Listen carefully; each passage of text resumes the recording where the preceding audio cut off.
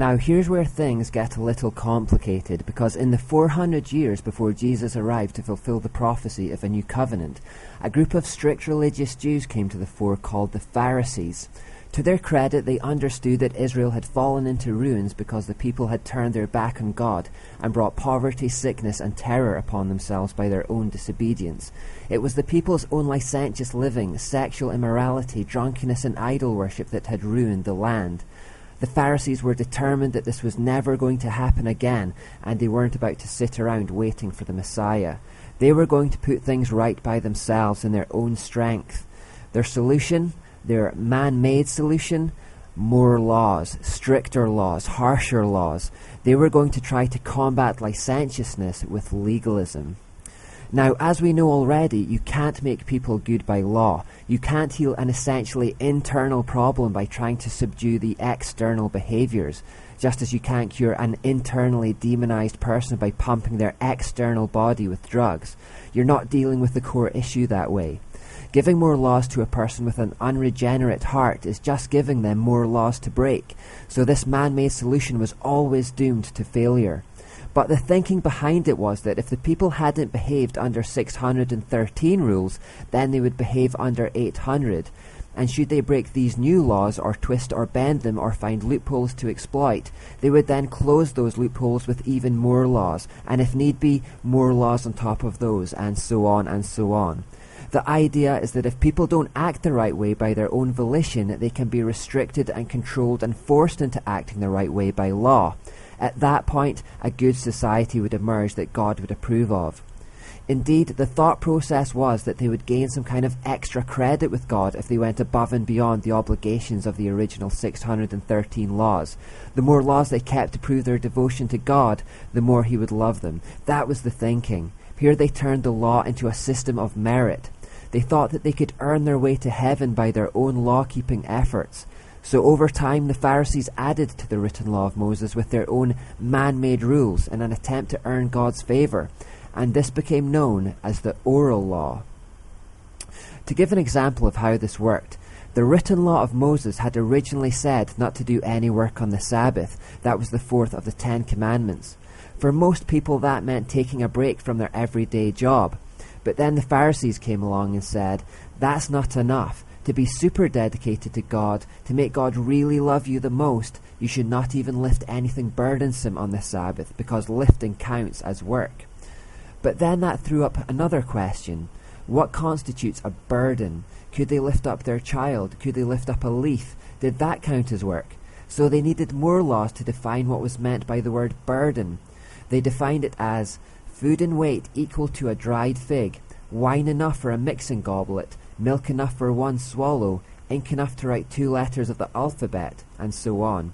But then that raises more questions like, how big can this mixing goblet be? Is there a standardized measurement? And what constitutes a swallow of milk? And so on and so on. Rules begets rules begets rules. You can see how ridiculous and arbitrary this became. All of a sudden, people were being castigated for legally carrying 2 glasses of milk on the Sabbath, or scandalously lifting up their child to give them a cuddle. Someone was considered cut off from God because they'd lifted up a handful of dried figs.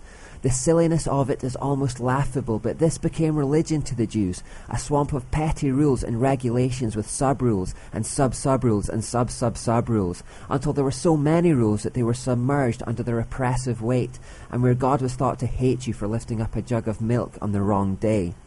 As we found out earlier, we call this kind of religion legalism. Legalism is trying to get right with God using law or rule-keeping. Using our language of symbols, the Pharisees did something like this. They really thickened up that left-hand bar by creating a myriad of new rules on neutral issues to try to restrict, coerce, and control the people. What you could lift, wear, eat at different times on different days. Paul wrote about this kind of legalism saying, these rules may seem wise because they require strong devotion, pious self-denial, and severe bodily discipline, but they provide no help in conquering a person's evil desires.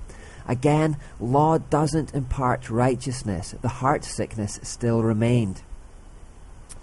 So not only was the legalism of the Pharisees outrageously silly and petty, but it was ultimately futile. They were trying to cure an internal heart problem with external rules, and all it did was make the people hard-hearted. It led to a situation where people refused to give their child a cuddle on the Sabbath because lifting them could be deemed as breaking the rules. It meant refusing to help injured people on the street for the same reason. It meant shunning friends because they lifted up a jug of milk. People under legalism become more concerned with obeying the letter of the law than showing love, kindness, and mercy to one another. The Bible records Jesus and his disciples walking through a field of grain around lunchtime on the Sabbath, and being hungry, they began eating some of the grain as they went. The Pharisees saw this and were furious, calling it harvesting, in other words, work. That they would rather people go hungry than break their petty rules displays the hard-heartedness of legalism. It leads to cold and loveless behaviour where petty rule observance is esteemed more highly than warm, compassionate love.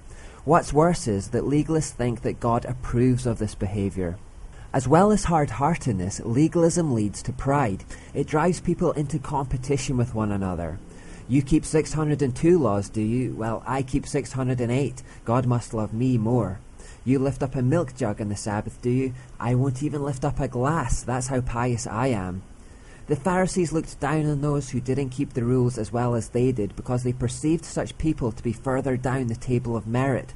They competed to make public shows of their good deeds just to make sure everyone else could see how pious and loved by God they were. When they fasted, they made sure everyone knew about it. They would go out in public deliberately looking dishevelled and sick to emphasize their lack of sustenance. When they gave donations to charity, they made sure that everyone knew just how much they were giving. Such things became a method of gaining esteem in the community, and so they became more worried about what men thought of them than God. All of this behaviour was fueled by pride. It was such pride that meant they didn't want to associate with people who they perceived to be beneath them. The Pharisees didn't have much time for the lowly people in society. Falsely imagining themselves to be righteous and accepted by God because of the many rules they kept, they had no time for those they considered unrighteous, like the prostitutes and beggars and other sinners. They completely lost sight of what the law had been for. The law had been designed to show Israel that everyone has sinned and everyone has fallen short of God's perfect standard, and that no one can reach holiness by their own efforts. Though the Pharisees kept 612 of the laws, and all these prostitutes and beggars kept just one, they were all still in the exact same boat. All were under the curse of death, all completely cut off from God. None of them were in a position to boast. The only way to satisfy the law is to keep it perfectly, and no one could actually do that. The Pharisees had missed the point of the law completely. Here they thought their good deeds were earning their way into heaven, when in fact God was so stunningly holy and so perfect that their best good deeds were like filthy rags compared to his righteousness, like 4 a.m. skies compared to midday skies. But perhaps the biggest problem with legalism is that it leads to hypocrisy. The legalist's pride demands that they maintain an outward show of superior discipline and good deeds, but their inner sinful nature, their heart sickness, remains, meaning that they are physically incapable of keeping the increasing mountain of burdensome rules that they are imposing upon themselves. So the gap between who they claim to be on the outside and who they really are on the inside begins to widen. They are under increasing pressure to hide their true selves from the world, and it becomes a burden to them. They do anything to sustain the facade, to protect their public image, to cover up their sin from the eyes of the world, to keep their pride and social standing intact, but inside they are completely unchanged. For this reason, the Pharisees gradually became all show and no substance. It should be noted that the biggest opposition to Jesus didn't come from lowly sinners, it came from the Pharisees, the legalists, the ones who thought they had more religion than anyone, and it was the Pharisees for whom Jesus reserved his harshest words of criticism. In fact, he frequently referred to them as hypocrites and even called them sons of hell. He called them whitewashed tombs which looked nice on the outside, but inside were full of decay and impurity. He also likened them to unwashed cups which looked clean on the outside, but inside were full of dirt, greed and self-indulgence. Jesus didn't hold back with these guys. Paul wrote about them saying, "You are so proud of knowing the law, but you dishonor God by breaking it. The world blasphemes the name of God because of you." Paul acknowledged that where non-Christians see this kind of hypocritical religion that has no substance, it turns people away from God. I have friends who were brought up under the oppressive weight of heavy legalism in a group called the Brethren. They were banned from doing anything on a Sunday, no sport, no activity of any kind, not even washing the dirty dishes.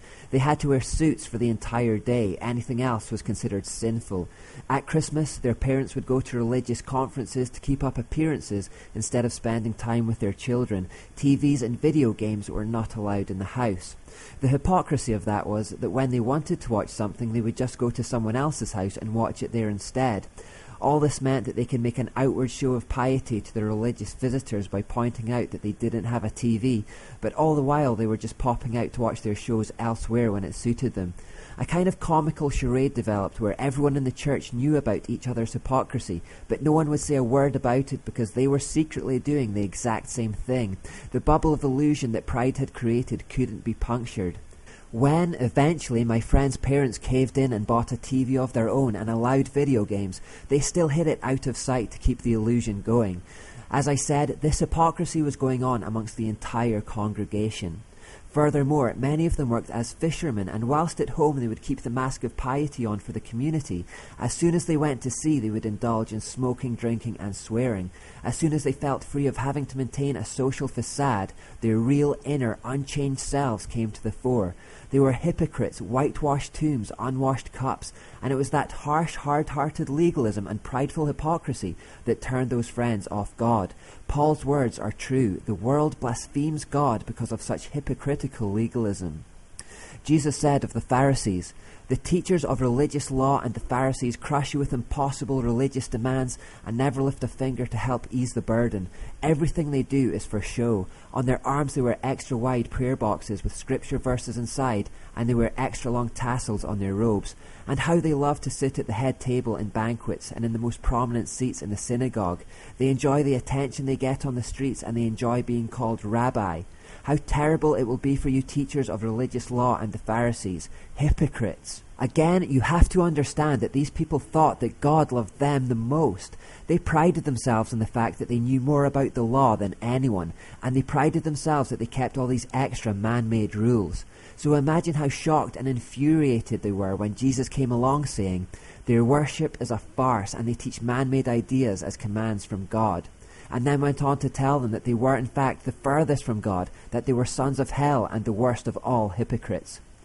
Legalists to this day are exactly the same. They teach man-made ideas as though they are commands from God and imagine that He must love them the most because they keep the most rules. They are proud and hypocritical people.